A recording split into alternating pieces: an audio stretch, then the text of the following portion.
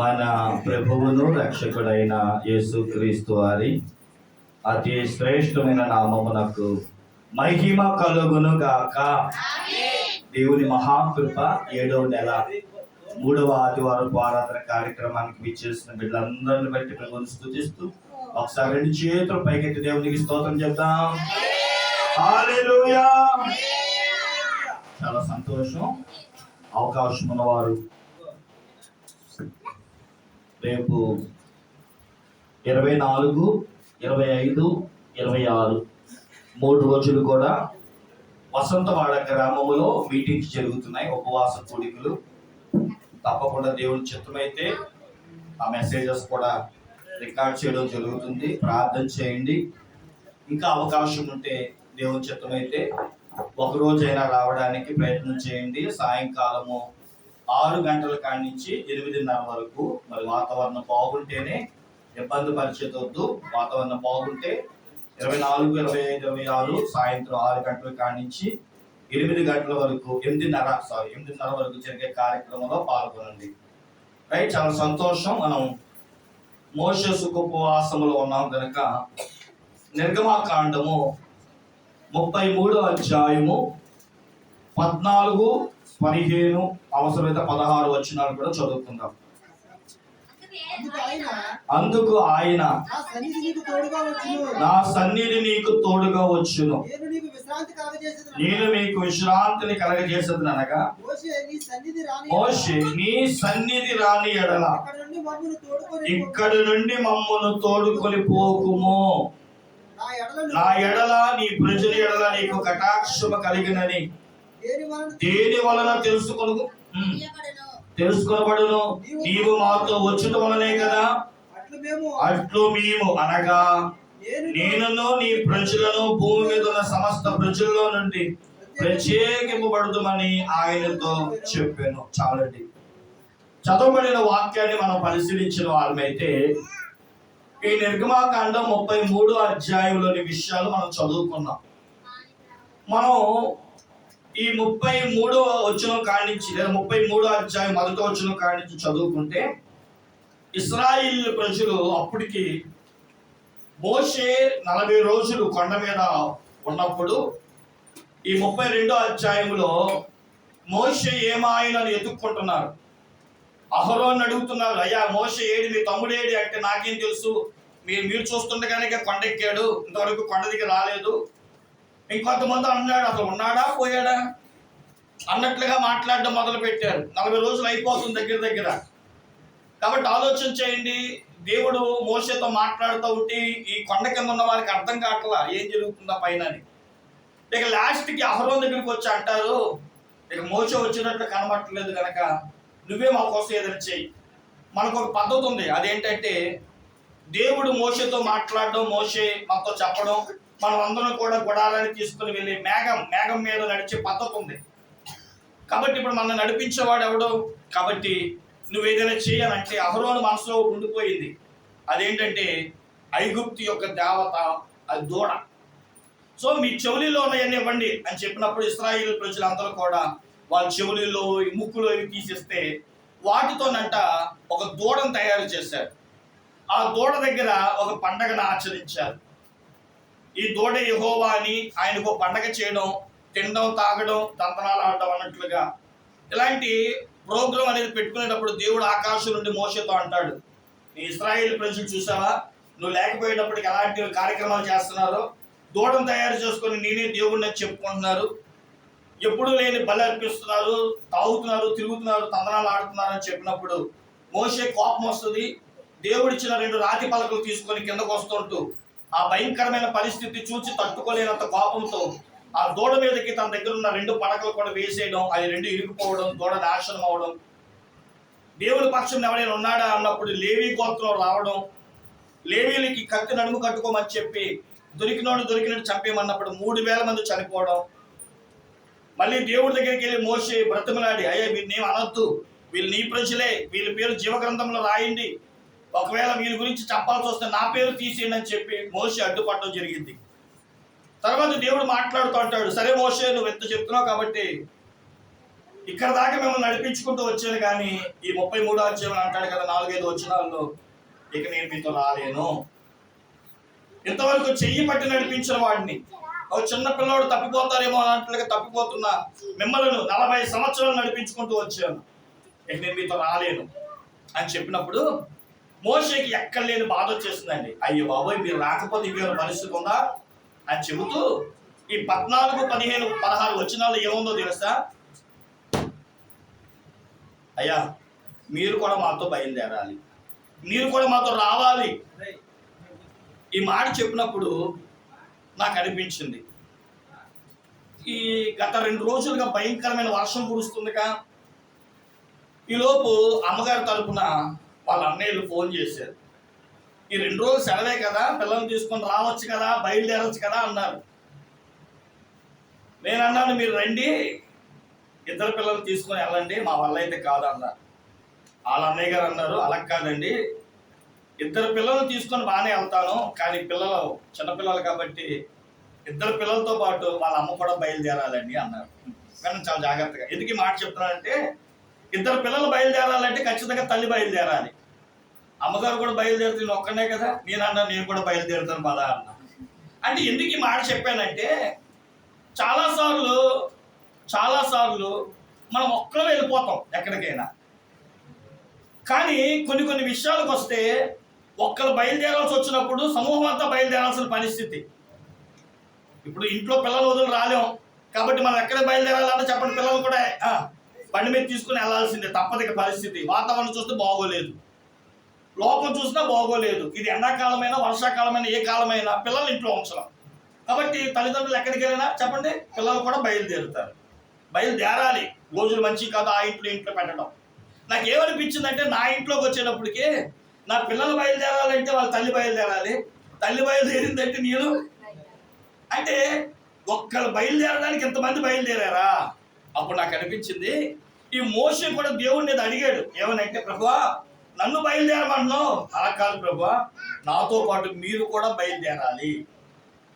మీరు కనుక బయలుదేరకపోతే, మీరు కనుక సర్దుకోకపోతే, మీరు కనుక నాతో పాటు రాకపోతే, అమ్మో మేము దీన్ని ఊహించున్నాం. ఇదే మాట కీర్తన గ్రంథంలో చూడండి ఒకసారి, 19వ అధ్యాయం 5వ వచనం. కీర్తన గ్రంథం 19వ అధ్యాయం 5వ వచనం. అతడు తన అంతఃపురము నుండి బయలుదేరి పెండ్లి కుమారుడు వలె ఉన్నాడు. సూర్యుడు పరిగెత్తు నివసించినట్లు. చూడండి ప్రియులారా, ఇక్కడ దావీదు భక్తుడు అన్నాడు, దేవాది దేవుని గురించి చెప్తూ, మన దేవుడు బయలుదేరంటే ఎలా బయలుదేరుతున్నాడంట? పెండ్లి కుమారుడు వలె బయలుదేరుతున్నాడంట. ఇప్పుడు పెండ్లి కుమారుడు వెళ్ళాడు అనుకో, ఒక్కడే వెళ్తాడా? ఇక పెండ్లి కొడుకు బయలుదేరాడంటే ఇంకెంత బయలుదేరుతాయి, కాకులు బయలుదేరుతాయి, ఇంట్లో ఉన్న చుట్టాలు బయలుదేరుతారు, వెనకాల కావాల్సిన సామాగ్రి బయలుదేరుతుంది, ఎన్ని బయలుదేరుతాయి. ఈ రోజు మన అంశము నాకు ఏమనిపించింది అంటే, మోషే 6 లక్షల మంది కాల్బలం ఉన్నాం, మీరు సాలమా? ఏమండి, ఇంకో 6 లక్షల మంది స్త్రీలు వేసుకోండి, ఇంకో 6 లక్షల మంది పురుషులు వేసుకోండి, ఇలా లెక్కెట్టుకున్న 3 6 18 మంది కనబడుతున్నామే. ఇంకా చిన్నపిల్లలు వేసుకోండి, 25 లక్షల మంది పైచినికి ఉన్నారే. ఎంతమంది బయలుదేరుతా ఉంటే ఆగిపోయిన దేవుడు కూడా బయలుదేరాలా? అదవుతుందా? ఎంతమంది బయలుదేరినా మోషేకి ఎవరు కావాలన్నాడు? అయ్యా నువ్వు బయలుదేరితేనే, నాకు ఆ మాట బాగా నచ్చింది, నువ్వు బయలుదేరితేనే ఏదైనా. నాకు అప్పుడు అనిపించింది, అసలు దేవుడు బయలుదేరితే, ఒక పెండ్లి కొడుకు బయలుదేరితేనే పెండ్లి సామాగ్రి వస్తుంది, ఓ పెండ్లి కుమారుడు బయలుదేరిస్తే ఊరేగింపు బయలుదేరితే, కొంతమంది బయలుదేరితే ఏమంటే వెనకాల సెక్యూరిటీ. ఇప్పుడు చూడండి, ఎమ్మెల్యే గారు బయలుదేరారు అనుకోండి, ఎంత జెట్ సెక్యూరిటీ, లేదంటే గన్మ్యాన్లో అక్కడ ఉన్న కార్యకర్తలు వెనకాల ఉన్న. మేము ఏదో అనుకుంటూ ఉంటాం, ఒక ట్రెజరర్గా నేను వచ్చే నెల యాన్యువల్ చేయాలనుకుంటున్నాం మేము, మా పాస్టర్లందరూ కలిపి. మేము అనుకున్నాం ఎమ్మెల్యే గారిని పిలుద్దామా. అయ్యో బాబు, ఎమ్మెల్యే గారిని పిలిస్తే ఏమండి ఎంఆర్ఓ గారిని పిలవాలంట, ఎస్ఐ గారిని పిలవాలంట, అక్కడ ఉన్న ఎంపీ అని పిలవాలంట, ఇంక చాలా మంది లిస్ట్ పేరు చెప్పారు. అప్పుడు అనుకున్నా, ఒక్క ఎమ్మెల్యే గారి పేరు చెప్తే ఇంతమంది బయలుదేరుతున్నారే, మరి నా యేసయ్య బయలుదేరితే ఇంకెవరెవరు బయలుదేరుతారో నేను తెలుసుకోవాలనుకున్నా. దేవునికి స్తోత్రం చెప్పండి. ఈ రోజు మన అంశం ఏంటి తెలుసా? దేవుడే కనుక పరలోకం నుండి బయలుదేరితే, మనకు మాట ఉంది యాకోబు రాసిన పత్రిక 4:4 నా యొద్దకు రండి నేను మీ వద్దకు వస్తాను. నిజంగా దేవుడు ఇక్కడి నుంచి మీ వద్దకు వస్తే ఆలోచించండి ఏమేమి బయలుదేరి ఉంటాయి. ఓకే, ఇంకా సరే బైబిల్లో ఎత్తుకుదాం. బైబిల్లోనే దేవుడు బయలుదేరితే ఆయన వెనకాల బయలుదేరేవి ఏమేమిటో మనం కొన్ని విషయాలు చూద్దాం. లూకాసు వార్త మొట్టమొదటిది 6:19. లూకాసు వార్త 6:19.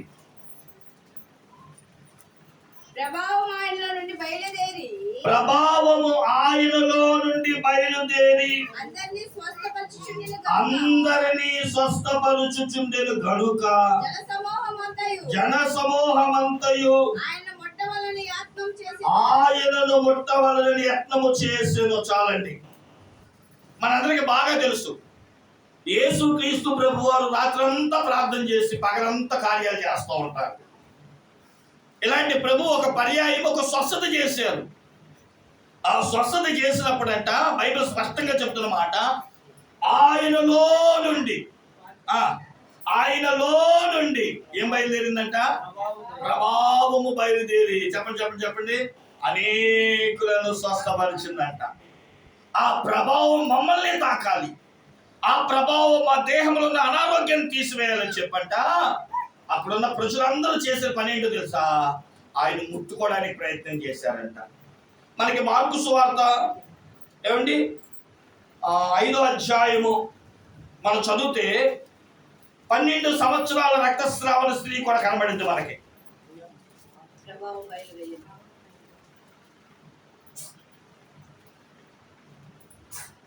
వెంటనే ఆమె రక్తదారి కట్టిన గనక వచ్చినాం 29 అంట. ఒకసారి శరీరంలో నా బాధలు ఎవరినైనది గ్రహించుకునేను. వెంటనే యేసు తనలో నుండి ప్రభావం బయలు వెళ్ళని తనలో తాను గ్రహించి జన సమూహం వైపు తిరిగి నా వస్త్రం ముట్టిన దేవుడిని అడుగుగా ఆయన శిష్యుడు జన సమూహం నీ మీద చూచున్నావే, నన్ను ముట్టిన దేవుడిని అడుగుచున్నావా అని. చూడండి, ఒక్క మాట మనకు అర్థం కావాలి. ఈ రోజుని ప్రభువా నా ఇంటికి బయలుదేరండి, నాతో వచ్చేయండి. మా దైవజనురాలు పరమజ్యోతమ్మ గారు మాకు ఇదే చెప్పేవాళ్ళండి. గుళ్ళోకి వచ్చిన మనమంట దేవుడిని తీసుకుని వెళ్ళిపోవాలంట. దేవుడు మనతో కదలాలి, బయలుదేరాలి. దేవుడు బయలుదేరితేనంట మన జీవితంలో గొప్ప గొప్ప కార్యాలు జరుగుతాయి బాబు అని చెప్పింది. అప్పుడు నాకు అర్థం కాల. ఆవిడ చదువు లేదు కాబట్టి మాటల్లో చెప్పేస్తుంది. కానీ బైబిల్ ఈరోజు చెబుతుంది, ఇక్కడి నుంచి దేవుడు బయలుదేరితే నీ ఒంట్లో, నీ ఇంట్లో, నీ పరిసర ప్రాంతాల్లో ఎట్టి రోగమైనా కానివ్వండి, ఎట్టి సాతాను తంత్ర మంత్రాలతో కానివ్వండి, భూత పీడ చేష్ట కార్యక్రమాలే కానివ్వండి, ఎటువంటి భయంకరమైన జబ్బే కానివ్వండి, నా యేసయ్య ఇక్కడి నుంచి బయలుదేరుతుండగా ఆయన కంటే ముందుగా ఆయన ప్రభావం బయలుదేరుతుంది. ఆ ప్రభావం నన్నేం చేస్తాయి అనుకుంటావేమో. ఎట్టి రోగిలైనా సరే స్వస్థతను అనుగ్రహిస్తుంది. దేవునికి స్తోత్రం చెప్పండి. హల్లెలూయా. ఇందాకనే ఏదో పాట పాడదాం అనుకున్నాను. ఈ బయలుదేరు విషయంలో మీకు గుర్తొస్తే తర్వాత నాకు చెప్పండి. కాదు, ఓకే సరే, మనం గుర్తొస్తే పాడదాంలే. మనకి ప్రసంగి పిచ్చోళ్ళనే కానీ పాటలు పిచ్చోళ్ళని కాదు నేను. రైట్, ఆలోచించేద్దాం. ఈరోజు మనం గమనిస్తే మొట్టమొదటిగా దేవుని ప్రభావమే కనుక నువ్వు దేవుణ్ణి కోరుకుంటే ఆయన ప్రభావం కనుక ఏవైందంటే ఆయన ప్రభావం మొదటిగా బయలుదేరితే స్వస్థతలు కలుగుతాయంట. యెషయా భక్తుడు కూడా ఇదే మాట చెప్పాడు. ఒకసారి 33వ అధ్యాయం అనుకుంటా 24వ వచనం చదవండి. యెషయా గ్రంథం 33వ అధ్యాయం.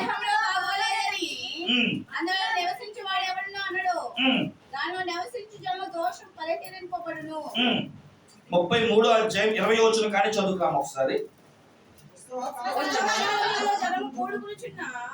సియోను పట్టణమును చూడుము, నిమ్మలమైన కాపురముగాను తీయబడిన గుడారముగాను నీ కన్నులు యెరూషలేమును చూచును. దాని మేకులు ఎన్నెన్నో ఓడదీయబడవు, దాని త్రాళ్ళలో ఒక్కటైనను తెగదు. అచ్చట యెహోవా ప్రభావము గలవాడై మన పక్షమున ఉండును. అది విశాలమైన నదులను కాలువలను ఉన్న స్థలముగా ఉండును. అందులో తెడ్ల ఓడ ఏదియు నడవదు, గొప్ప ఓడ అక్కడికి రాదు. యెహోవా మనకు న్యాయాధిపతి, యెహోవా మన శాసనకర్త, యెహోవా మన రాజు, ఆయన మనల్ని రక్షించును. చాలండి. ఇక్కడ ఏమంటున్నాడు? యెహోవా ప్రభావము గలవాడై మన పక్షమున ఉండును. ఆయన ప్రభావం అంట ఎవరి పక్షాన ఉంటుంది అంటే మన పక్షులు. దానిపై వచనాలు ఉన్నాయి, కానీ అదంతా ఎక్స్ప్లెయిన్ చేయాలంటే దాని గురించి పెద్ద ఉపోద్ఘాతమే ఉంటుంది. దీని గురించి కూడా నేను ఒక పర్యాయం వాగ్దాన సందేశంలో చెప్పడం జరిగింది. దాని తాళ్లను నేను అలాగే దాని మేకులను కూడా ఓడబెరి నాటుతాను అన్నట్లుగా కూడా నేను చెప్పడం జరిగింది. కానీ ఈరోజు మనం గమనించాల్సింది ఏంటంటే ఆయన ప్రభావము గలవాడే మన పక్షమును ఉంటేనంట మన పక్షంలో గొప్ప కార్యాలు జరుగుతాయంట. కేవలం స్వస్థతలే కాదండి, ఆయన మన దగ్గర నుంచి బయలుదేరితే ఆయన ప్రభావం స్వస్థతలే కాదంటండి, ఆయన ప్రభావం అంట మహత్కార్యాలు కూడా చేయగలిగింది అంట. అంటే ఆయన నీ పక్షం ఉండాలి, అప్పుడే ఆయన కార్యాలు చూడగలుగుతావు. ఇంకే మాట రాయబడుతుంది లూకా సువార్త 8వ అధ్యాయము 45-46 వచనాలు కూడా చదువుకుంటే, 45-46 నన్ను ముట్టినది ఎవరని యేసు అడుగుగా అందరూ మేము ఎరుగమన్నప్పుడు పేతురు ఏలినవాడా జనసమూహములు కిక్కిరిసి నీ మీద పడుచున్నారనగా యేసు ఎవడో నన్ను ముట్టెను. ఇక్కడ మనం ఏం నేర్చుకోవచ్చు అంటే ఈ ప్రభావం అంట వెళుతున్నది. ఒక మాట ఒకసారి మనం ఆలోచన చేస్తే ఒక భక్తుడు సరిగ్గా బైబిల్ పండితుడు ఏమన్నాడంటే స్పష్టంగా ఆ 12 సంవత్సరాల రక్తస్రావణ గురించి చదివితే ఆమె అనేక మంది వైద్యుల దగ్గరికి వెళ్ళింది, స్వస్థత రాలేదు. ఇంకా బైబిల్ చెప్తుంది ఆమె భూత వైద్యుల దగ్గరికి కూడా వెళ్ళిందంట, ఎంతో డబ్బు కూడా ఖర్చు పెట్టిందంట, ఎంతో మంది దగ్గరికి వెళ్ళిందంట, ఏమీ కాల. ఆమెకు వచ్చే రోగం 12 సంవత్సరాలు. ఆమెకున్న రోగం ఏమండి వాసన వచ్చేది, ఆమెకున్న రోగం నలుగురికి చెప్పుకోలేనిది, ఆమెకున్న రోగం అసహ్యాన్ని పుట్టించేది. ఇది చాలా మంది స్త్రీలు పడుతున్న బాధ. వాళ్ళకి 2 చేతులు పెట్టి దండం పెట్టినా తప్పులేదు. అయితే ఇలాంటి రక్తస్రావణం 1 రోజు 2 రోజులు కాదండి, 12 సంవత్సరాలు. అంటే కొంచెం రక్తం పోతేనే మనం ఎన్నో, కానీ 12 సంవత్సరాలకి మేము పడుతున్న బాధ. యేసుని గురించి ఆయన దగ్గరికి వెళ్ళు మీరు స్వస్థత పొందుతారనే చెప్పుకుంటారు, కానీ బైబిల్ చెప్తున్న మాట ఏం తెలుసా? ఆమె అనుకుందంట, విశ్వసించింది, నా యేసుని ముట్టుకుంటే నాకు కార్యం జరుగుతుంది. ఒక నమ్మకం, ఆ ప్రభావం ఆమెలో ఉన్న నమ్మకాన్ని, అమ్మా నువ్వు నమ్మింది కరెక్టే, ఈయన ముట్టుకుంటే స్వస్థత జరుగుతుందని చెప్పడానికి ఆ నమ్మకాన్ని రుజువు పరిచిందంట ఆయన ప్రభావం. దేవునికి స్తోత్రం చెప్పండి. ఆయన ప్రభావం 3 పనులు చేసింది. 1 స్వస్థపరిచింది, 2 విశ్వాసాన్ని నమ్మేటట్లు చేసింది, 3వది మన పక్షాన్ని ఉండేటట్లు చేసి గొప్ప కార్యాన్ని చేసిందంట. దేవునికి మహిమ కలుగును గాక. కాబట్టి దేవుడే కనుక మన దగ్గర నుంచి బయలుదేరితే దేవుని యొక్క ప్రభావం కూడా బయలుదేరుతుందంట. ఆయన ప్రభావం ఇంటిదిగా ఉంటుందా అంటే లేనోడికి తెలుస్తుందంట ఆయన ప్రభావం ఏంటో. మనం 1 సమూయేలు గ్రంథం 4వ అధ్యాయం చదివితే 1 సమూయేలు గ్రంథం 4వ అధ్యాయంలో ఒక చక్కని మాట రాయబడిందండి. చివరికి వచ్చిన ప్రభావం ఇశ్రాయేలులో నుండి చెరపట్టబడిపోయినని ఆమె చెప్పెను. 21వ వచనం కూడా చదవండి. విని తన మామయు పెనిమిటియు చనిపోయిన సంగతి తెలుసుకొని ప్రభావం ఇశ్రాయేలు నుండి పోయినని చెప్పి తన బిడ్డకు ఇకాబోదు అని పేరు పెట్టు. అనగా ప్రభావం అనగా దేవుని శక్తి పోయింది. ఆమె ఏడుస్తూ తన కొడుకు ఆ పేరు పెట్టింది. అరే నువ్వు పుట్టేటప్పటికి నీ తాత చచ్చిపోయాడరా, నీ తండ్రి చచ్చిపోయాడరా, ఈ రెండింటికి బాధ అనిపించలేదు, కానీ మన దేవుని మందస్థం వెళ్ళిపోయిందిరా, మన దేవుడే మన దగ్గర నుంచి వెళ్ళిపోయాడురా. కాబట్టి నీకు దేవుడు వెళ్ళిపోయాడు, ఆయన శక్తి మన దగ్గర నుంచి వెళ్ళిపోయింది, మనము శక్తిహీనులము అని చెప్పడానికి ఏకాబాదు అని పేరు పెట్టింది. అంటే ప్రభావం ఎంత గొప్పది అని చెప్పడానికి నేను ఈ మాట చెప్తున్నాను. ఈ రోజు నువ్వు ఒట్టి చేతులతో వెళ్తుంటే బాధతో ఈ మాట చెప్తున్నాను. దేవుని దగ్గరికి రావడం గొప్ప కాదండి, వెళ్ళేటప్పుడు నాతో పాటు ప్రభు వస్తున్నారా లేదా అన్నది ప్రాముఖ్యమైంది. మోషేని అడిగితే తెలుస్తుంది, అయ్యా నువ్వు ఒక్కడివే వెళ్ళొచ్చు కదా. అయ్య బాబు నేను వెళ్తే గంటలకల్లా కాసుకుని కూర్చున్నాడు. మొదటి పేతురు 5:7 ఉంది కదా, నిబ్బరమైన బుద్ధి గల వారే మెలకువగా ఉండండి, మీ విరోధి అయిన సాతానుడు గర్జించు సింహములు కాచుకొని కూర్చున్నాడండి. ఎవరిని? మింగుదమా. ఎవరిలో శక్తిహీనతను మింగేద్దామా? ఒకప్పుడు మింగాడు, ఇకాబాదు అని పేరు పెట్టుకున్నారు. ఇప్పుడు కూడా దేవుడు మీతో రాకూడదని, ఆయన కార్యాలు మీతో జరగకూడదని, స్వస్థతలు జరగకూడదని, ఇక్కడి నుంచి మీరు ఒట్టి చేతులతో వెళ్ళాలని ఆ గుమ్మం దగ్గర కాచుకొని కూర్చుంటాడు. ఎవరు నిర్లక్ష్యంగా ఉంటారా? ఎవరు నిద్రమస్తులుగా ఉంటారా? ఎవరు దేవుని కార్యాలను నిర్లక్ష్యపరుస్తారా? రాయబడింది ఇర్మియా 48:10, యెహోవా కార్యం అశ్రద్ధ చేయవాడు శాపగ్రస్తుడు అవుతాడు కానీ దీవెనకరుడు ఎందుకు అవుతాడు? కాబట్టి సాతానుడు కాచుకుంటున్నాడు. ఈరోజు నువ్వు అడగాలి, ప్రభువా నాతో బయలుదేరితే ఏం బయలుదేరాలి? నీ ప్రభావము మా మధ్య నుంచి బయలుదేరాలి. దేవునికి మహిమ కలుగును గాక. రెండో విషయం దగ్గరికి వద్దామా? రెండో విషయం చదవండి ప్రియులారా. దేవుడు మన దగ్గర నుంచి బయలుదేరితే ఏం బయలుదేరుతుంది? రెండవది యోహాను సువార్త 17:26 తండ్రి యొద్ద నుండి నీ యొద్దకు నేను పంపబోవు ఆదరణకర్త అనగా తండ్రి యొద్ద నుండి బయలుదేరు సత్య స్వరూపి అయిన ఆత్మ వచ్చినప్పుడు ఆయన నన్ను గూర్చి సాక్ష్యం ఇచ్చును. రెండవది ఏం బయలుదేరుతుందంట? ఇప్పుడు నేను వెళ్ళిపోతున్నాను, నేను చనిపోతాను, సమాధి చేయబడతారు, మళ్ళీ 40 రోజులు భూమి మీద తిరుగుతాను. ఆ వెళ్ళిపోయిన సమయంలో సత్య స్వరూపి అయిన ఆత్మ, పరిశుద్ధాత్మ దేవుడు బయలుదేరుతాడు. ఆయన వచ్చినప్పుడు నన్ను గురించి సాక్ష్యాన్ని, పాపాల గురించిన ఒప్పింపు, యోహాను సువార్త 16:8 ఉంటుంది ఆ మాట. ఆయన వచ్చి పాపమును గురించి, నీతిని గురించి, తీర్పుని గురించి లోకమును ఒప్పింపచేయను. కాబట్టి పరిశుద్ధాత్మ దేవుడు మనతో బయలుదేరాలి. ఆయన వచ్చినప్పుడు నిన్ను పాపములో పడవకుండా, పాపము నీకు అంటకుండా. చూడండి, మళ్ళీ చెప్తున్నాను, చాలా సార్లు నాతో ఈ మాట చాలా మంది చెప్తూ ఉంటారు, అయ్యా గుళ్ళో ఉన్నంతసేపు భక్తిగా ఉంటానండి, ఇంటికి వచ్చిన తర్వాత చిచ్చి చెప్పకూడదు కానండి, పాపిష్టమైన కార్యాలన్నీ నేనే చేస్తానండి. నా ఇంట్లో త్రాగుడు, వ్యభిచారము, సినిమాలు, షికార్లు, లోకయుక్తం అన్నీ ఇక్కడే ఉంటున్నాయండి. దీనికి ఏమైనా మార్గం చెప్పండి పాస్టర్ గారు అన్న. నేను అన్నాను, ప్రార్థన చేయి. దేవుడు బయలుదేరినప్పుడు ఆయన ఆత్మ, పరిశుద్ధాత్మ ఆయనతో పాటు బయలుదేరుతుంది. ఆ ఆత్మ ఎక్కడ ఉంటుందో పాపాన్ని ఒప్పింపజేస్తుంది, తీర్పును ఒప్పింపజేస్తుంది. ఇంకా మనం చూసిన వారమైతే ఆ నీతిని గురించి ఒప్పింపచేసి నిన్ను సర్వసత్యంలో నిలబెడుతుంది.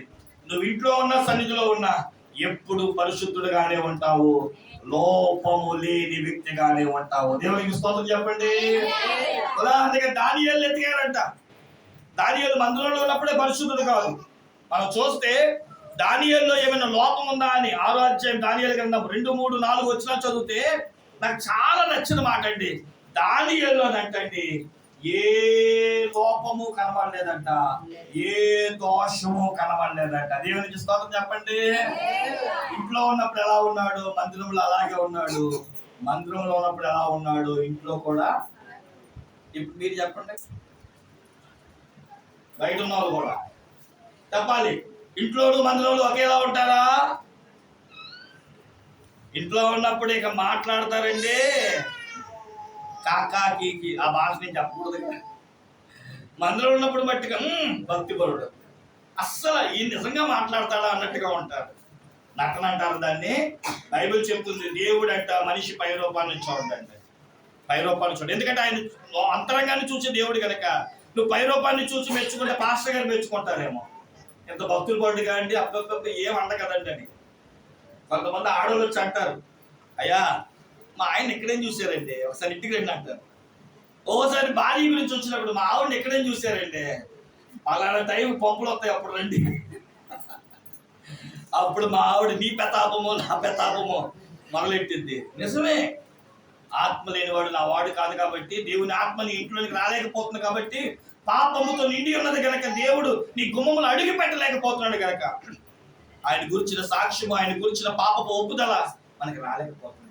ఈరోజు అడగండి, ప్రభా నువ్వు నాతో పాటు బయలుదేరితే ప్రభావము బయలుదేరాలి. రెండవది దేవుని ఆత్మ ఏమండి దేవుని దగ్గర నుంచి బయలుదేరాలి. మూడవది త్వరగా చెప్పేస్తాను, తొందరగా చూడండి. యెషయా గ్రంథము 51వ అధ్యాయం 5వ వచనం. యెషయా గ్రంథము 51:5. నేను ఏర్పరచున నీతి సమీపముగా ఉన్నది. ఓకే. నేను కలగజేయు రక్షణ బయలుదేరుచున్నది. నేను కలగజేయు రక్షణ బయలుదేరుచున్నది. ఆలోచన చేయండి. మూడోది మనం చూసిన వారమైతే ఏం బయలుదేరుతుందంట? దేవుని రక్షణ. అందుకని పాపము ఒప్పింప ఆత్మ లేదు కనుక మనుషులంట రక్షణ పొంది కూడా చెప్పండి, కుక్క తన వాంతుకు తిరిగినట్లు, పంది వరదలో దొల్లినట్లు. రక్షణ అనే పేరు బట్టికే పేరు పెట్టుకున్నాం కానీ ఇంట్లో కానీ ఒంట్లో కానీ ఏం లేదు, పరిశుద్ధత లేదు. ఓ రక్షణ పొందిన వారులారా, దేవుని రక్షణ నీ ఇంట్లో కూడా అదే రక్షణ కొనసాగాలి అంటే దేవుని మందిరం నుంచి ఏం బయలుదేరాలి, లేదా దేవుని దగ్గర నుంచి ఏం బయలుదేరాలి? రక్షణ బయలుదేరాలి. దేవుని వాక్యం చూడండి, హెబ్రీ పత్రిక 6వ అధ్యాయం 9వ వచనంలో ఓ మాట రాయబడింది. నేను ఇక్కడ అలాగా అక్కడ అలా ఉంటే ఏమొచ్చింది పాస్టర్ గారు అంటారా?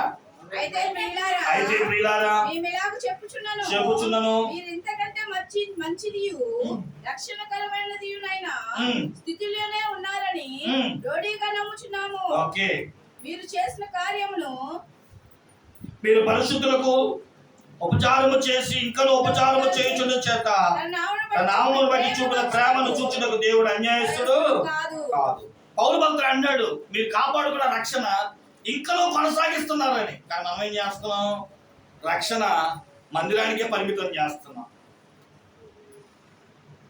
మనం అదే 6వ అధ్యాయము ఆలోచన చదివితే అర్థమైంది మనకి.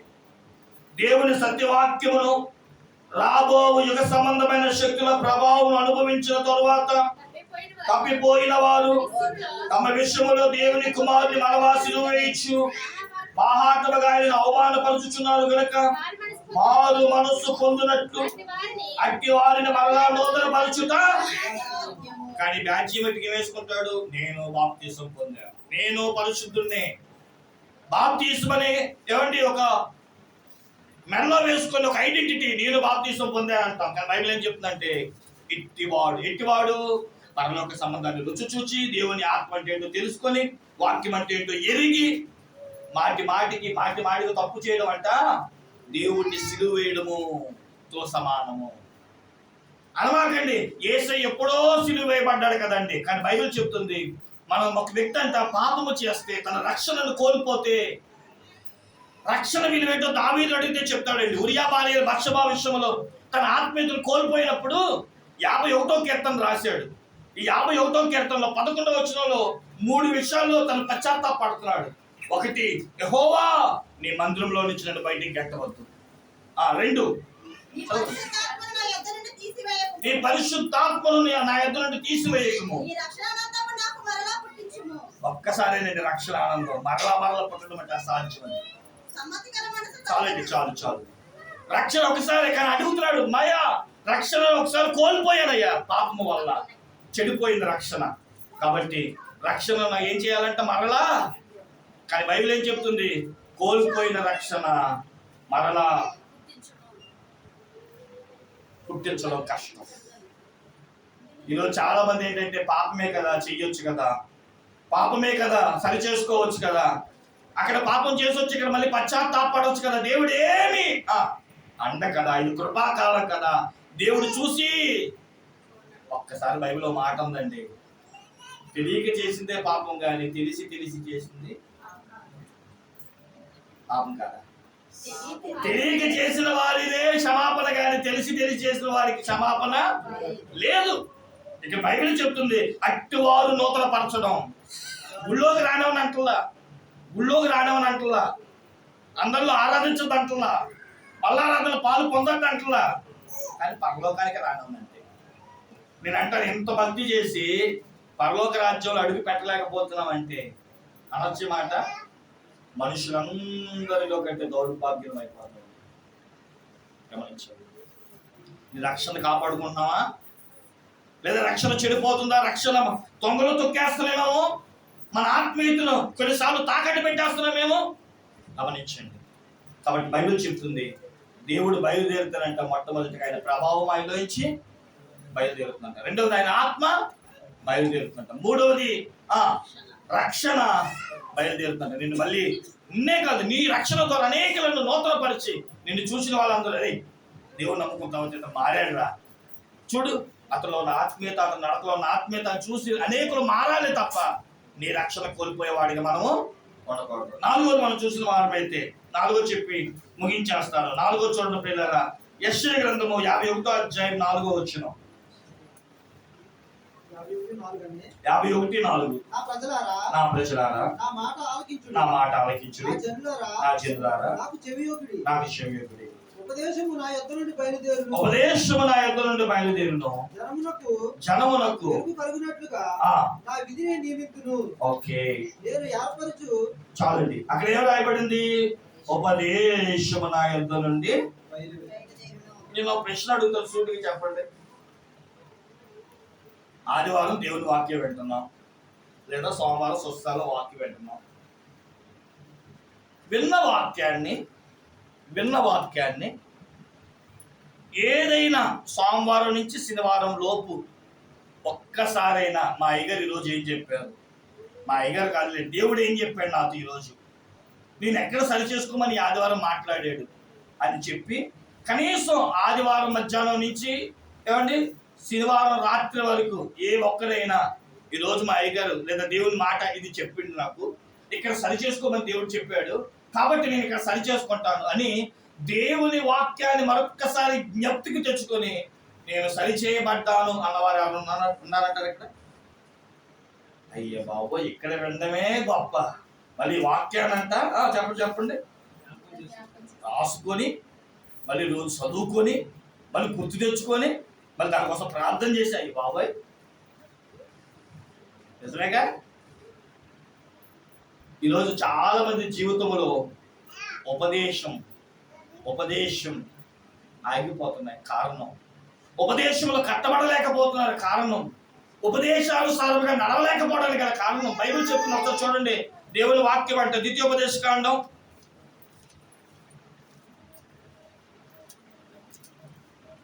6వ అధ్యాయం 4వ వచనం కానించి, ఇశ్రాయేలు వినుము, మన దేవుడైన యెహోవా అద్వితీయుడగు యెహోవా నీ పూర్ణ హృదయముతోను, నీ పూర్ణాత్మతోను, నీ పూర్ణ శక్తితోను నీ దేవుడైన యెహోవాను ప్రేమింపవలెను.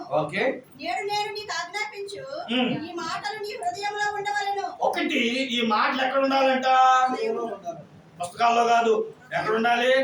హృదయాలు. రాసుకోవడానికి అండి, నమ్మకండి. చేతి రాత పుస్తకం వరకే పరిమితం. ఎక్కడ రాసుకోవాలంటే ఈ మాట హృదయంలో రాసుకోవాలి. రెండు, ఇంటికి వెళ్ళాక రే అయ్యగారు చెప్పింది విన్నావుగా, ఏం చెప్పాడు? ఇలాగా చెయ్యాలంట, ఇలాగ నడవాలంట అని చెప్పి పిల్లలతో ఏం చేయాలి? కూర్చోబెట్టి ఎక్స్ప్లెయిన్ చేయాలి. మళ్ళీ మేము మన పిల్లలకి దాన్ని తిరిగి ఉపదేశించాలి. 3,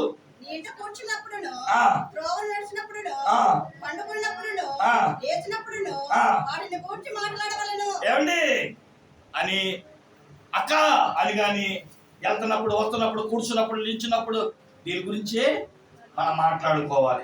4, అంటే నీ వాక్యము చేతికి కట్టుకోవాలి. 4, 5, నీ కనుల నడుమ బాసికము వలె ఉండాలి. 5, 6,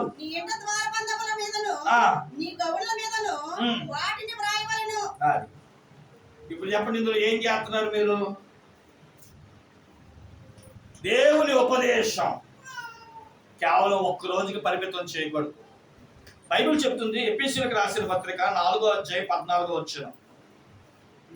నేను ముగించేస్తాను 5 నిమిషాల్లో. ఎఫెసీ 4:14 త్వరగా చదవాలి.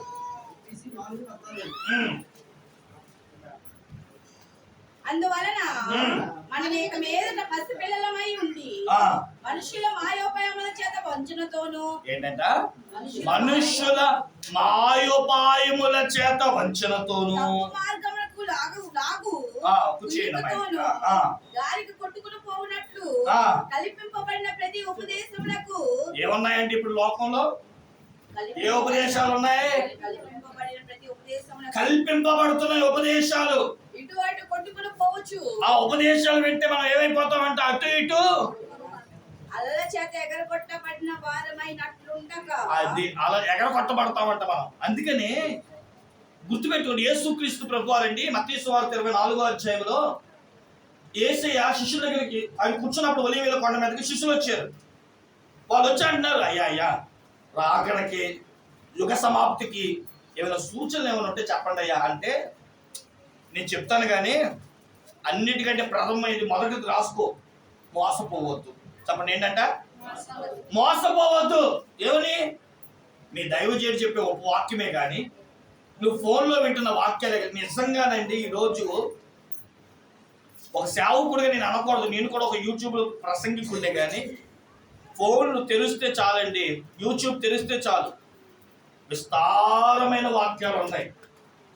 అందులో నేను ఇన్ని అని ఏది చూపించట్లా, ఇన్ని వాక్యాలు కలిపి చెరిపడి బోధ. ఏమంటారు అంటే అర్థం ఏంటి? ఉన్నవి లేనివి, లేనివి ఉన్నవి కల్పించి ఈరోజు ఈ ఫోన్లు ఎక్కడ చూసినా దెబ్బలాట్లే. మనం ఎవరిని మేము అనకూడదు, ఎవరిని. అందుకని ఒకటే చెప్తాను, అపోస్తుల కార్యంలో మాట ఉంది, 17వ అధ్యాయమా, అపోస్తుల కార్యము 17వ అధ్యాయము 11వ వచనం. వీరు తెస్సలోనికలో ఉన్నవారి కంటే గనులై ఉండిరి గనుక ఆసక్తితో వాక్యమును అంగీకరించి పౌలును సీలయును చెప్పిన సంగతులు అలాగున్నవా లేవా అని ప్రతిదినమున లేఖనమును పరిశోధించు వచ్చిరి. ఈ వాక్యాన్ని ఎలాగే పెట్టుకుని ఇప్పుడు చెప్పండి, టీవీలో 3 వాక్యాలు విన్నారు కదా, మా అయ్యగారు తప్పెందుకు చెప్తారులే అని అనేదానికంటే అసలు అయ్యగారు చెప్పిన వాక్యాలు చెప్పండి ఉన్నాయా లేవా అని బైబిల్ తీసి వింటున్నావా? మా అయ్యగారు తప్పెందుకు చెప్తారులే అనుకుంటున్నా. బైబిల్ చెప్తుంది చెప్పేవాళ్ళు ఎక్కువయ్యారు, వినేవాళ్ళు కూడా ఎక్కువ అవుతున్నారు, మోసపోయేవాళ్ళు. ఓ మాట రాయబడిందండి ఒక చోట, మోసపోయే వాళ్ళు ఎక్కువ ఉన్నారు కాబట్టి మోసగించే వాళ్ళు ఎక్కువ ఉన్నారు. సైతాను పని ఏంటో తెలుసా? సైతాను పని ఏంటో తెలుసా? మోసగించడం వాడి పని, నీ చేత తప్పుడు కార్యక్రమాలు చేయించడం వాడి పని. గుర్తుపెట్టుకోండి, నేను ఒక సవాలుగా చెప్తున్నాను, మన సంఘాల్లో మన మందిరాల్లో ఏ కార్యక్రమం జరిగినా వినాలి చాలా జాగ్రత్తగా. ఏ కార్యక్రమం జరిగినా అది వాక్యానుసారముగా కనుక లేకపోతే ఇది ఎందుకు ఇలా చెయ్యాలి అని అడిగినప్పుడే, నేను ఎప్పుడో మాట చెప్తాను, మనం క్వశ్చన్ చేసినప్పుడే దానికి సమాధానం దొరుకుతుంది. మనం క్వశ్చన్ చేసినప్పుడే అది ఎందుకు చేస్తున్నామో రిజల్ట్ తెలుస్తుంది.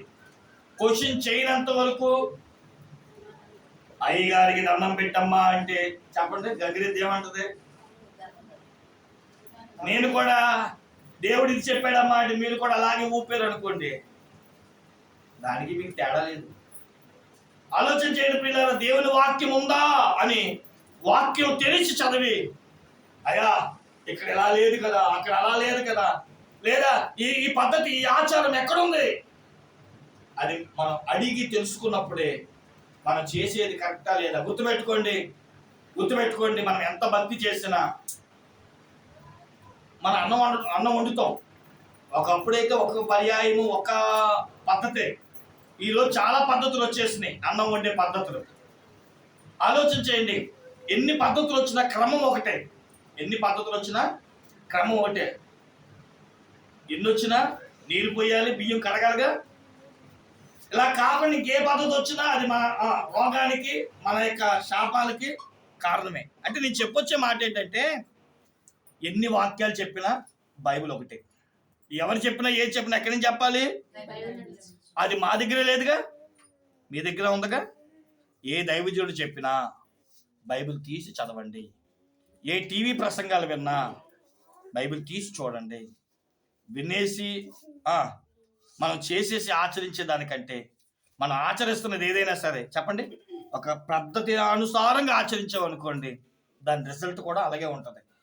ఎడాపెడా ఉండేమనుకోండి, ఏమండి, ఎడాపెడా ఉండేమనుకోండి, ఒక ఆవిడ అంటుంది అన్నీ కలుపుకునేది ఆ అన్నంలోనే కదా, ఆ అన్నంలోనే ఉప్పు, ఆ అన్నంలోనే కారం, ఆ అన్నంలోనే అన్నీ వేసి చేస్తానంటే మోషన్స్ అవుతాయి కదా. లాస్ట్కి అన్నీ కలిపేది ఆ అన్నంలే కదా అని చెప్పి కనుక కలిపేసాం అనుకోండి, బాత్రూమ్కి పరిగెత్తాలి. ఓ పద్ధతి ఉంది, ఆ పద్ధతి. అలాగే ప్రతి దైవజనుడు చెప్పిన వాక్యానుసారంగానే చెప్తున్నట్టు అనిపిస్తుంది, కానీ బైబిల్ తెరిచి చూసి ఉపదేశములో జాగ్రత్తగా ఉండాలి. అందుకని బైబిల్ చెప్తుంది, దేవుని ఉపదేశం అంట ఆయన మందిరం నుంచి బయలుదేరుతున్నప్పుడు అంట, వినండి చాలా జాగ్రత్తగా, ప్రతి దినం అని రాయబడింది. వాక్యం అంట ఒక్క ఆదివారం పూట వినండో, ఒక సోమవారం పూట వినండో కాదు, ప్రతిరోజు వినండి. విన్నప్పుడు అంట మనం తప్పిపోమంట. అందుకే నేను ఎప్పుడు ఒక మాట మీకు చెప్తాను, రోజు ప్రార్థన చేస్తే మన ఇంటి కాపాడబడుతుంది, రోజు వాక్యం చదివితే మన ఒళ్ళు కాపాడబడుతుంది, పాపంలో పడకుండా, శాపంలో రాకుండా. కాబట్టి ప్రతిరోజు వాక్యం చదవాలి అంటే, ఆ ఇంట్రెస్ట్ నీకు రావాలంటే చెప్పండి, ఎవరు ఇవ్వాలంట? దేవుడే ఇవ్వాలి. కాబట్టి దేవుడు మనం ఇక్కడి నుంచి తీసుకొని వెళ్ళగలిగితే 4 విషయాలు చెప్పానా. మొట్టమొదటిది, దేవుడు బయలుదేరితే ఏం బయలుదేరుతుందంట? ప్రభావము బయలుదేరుతుంది. అందుకని ఇశ్రాయేలీలు చెప్పులు అరగలేదంట, గుడ్డలు మాయలేదంట, వాపులు కాలుకు వాపులు రాలేదంటండి. స్వస్థత చూసారా? రెండవది మనం చూసిన వారి మీద దేవుని ఆత్మ మేఘ స్తంభము గాను అగ్ని స్తంభము గాను వాళ్ళకి చక్కగా ముందు వెనకున్నాడు. మూడవది మనం చూస్తే రక్షణ. వాళ్ళకి కావాల్సినప్పుడల్లా బండలో నీళ్ళు ఇస్తూ ఒకే పానీయముగా వారు తాగినట్లుగా మనం చూస్తున్నాం. 4వది ఉపదేశం. వాళ్ళకి ఇవ్వబడింది ధర్మశాస్త్రం. అది ఏ తరం వచ్చినా సరే దాన్ని కొనసాగుతూనే వచ్చాను కనుక మనం కూడా ఈ 4 ప్రభు ద్వారా సంపాదించుకొని దాంట్లో పట్టును సంపాదించుకోగలుగుతాను. ఎప్పుడు ఒకటే అంట, వీరమ్మగుంటలో ఉన్నా, వసంతవాడలో ఉన్నా, ఈదులగుంటలో ఉన్నా, నా నుండి నేను కోరుకునేది ఏంటో తెలుసా? అందుకనే నేనేమేమి నేను ఎప్పుడు ఒక స్టూడెంట్నే, నేను ఎప్పుడు ఒక పెద్ద లెక్చరర్ అని అన్నాం. నేను కూడా వాక్యాలు నేర్చుకున్న వాక్యాలను అందిస్తున్నా. మీరు కూడా నేర్చుకొని చెప్పండి. నా ఆలోచన, నేను ఎందుకు యూట్యూబ్ పెట్టాను తెలుసా? ఒకటే, నేను నేర్చుకున్నది నాతో ఆగిపోకూడదు. ఎవరికి తెలియాలి? నా తరం వారికి తెలియాలి. అంటే నేను లేకపోయినా మాటలు ఉండిపోతాయి, యూట్యూబ్ ఉండిపోతుంది. దాన్ని పట్టుకున్న టార్గెట్ చేశాను. నాతో అంతం అవ్వకూడదు, కొనసాగాలి, బయలుదేరాలి. దేవుని సందేశం బయలుదేరితే అనేకులు దేవుని ఎదుట ఏమండి ఆయన సన్నిధానముకు నిలబడి దేవుణ్ణి సంతోషపెట్టే వారుగా మార్చబడతాం. కాబట్టి మోషే అడిగినట్లుగా ఈరోజు మనం ఒకటి అడగాలి. ఏమని?